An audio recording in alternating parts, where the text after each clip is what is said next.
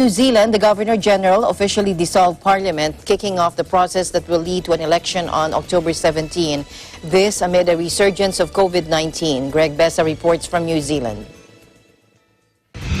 After delaying the dissolution of Parliament for 2 times due to the reemergence of COVID-19 community transmission in New Zealand, the 52nd Parliament finally came to an end on Sunday, 6th of September, which, with finality, paved the way for the conduct of the general election in this country on 17th of October.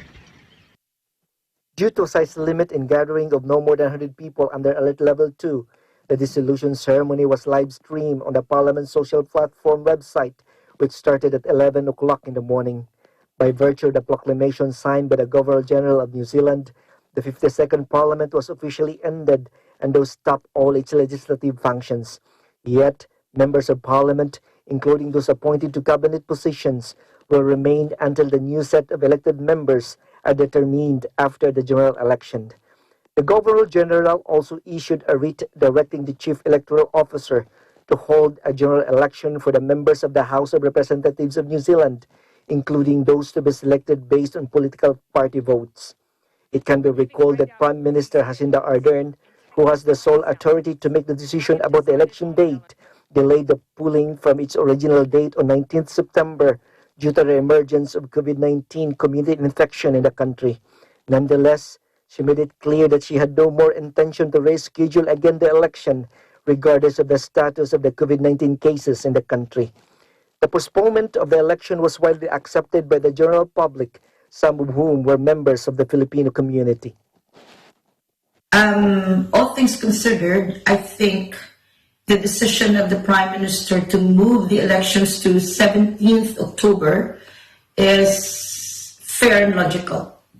First things first, let's isolate the virus and all other things will follow. Elections were delayed due to national crisis. Most of us would agree, especially New Zealanders, that COVID-19 is a national and a global crisis. So therefore, it is a legitimate reason for moving or changing the election date.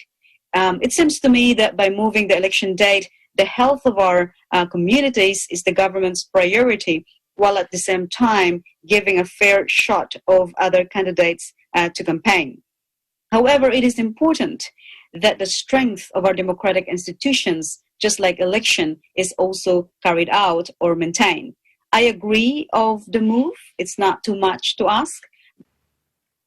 Among other legislative accomplishments in the last 3 years, the 52nd Parliament can be notably remembered on how it responded to the challenges brought about by COVID-19. Other than this, the Parliament can also be remembered on how it was brought closer to the people, as envisioned by its Speaker, the Right Honourable Trevor Mallard. The expression, I've called it the expression that our house is your house. Yeah. I want New Zealanders to come and see their Parliament at work. I want them on the grounds. I want them intermingling with members of Parliament as much as possible.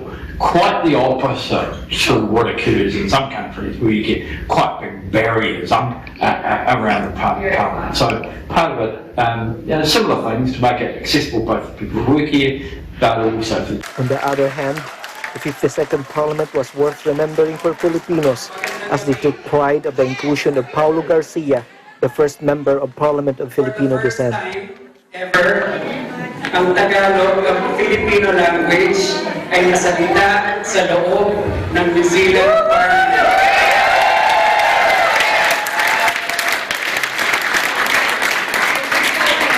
From Parliament grounds in Wellington City, this is Greg Besa of EBC New Zealand Bureau.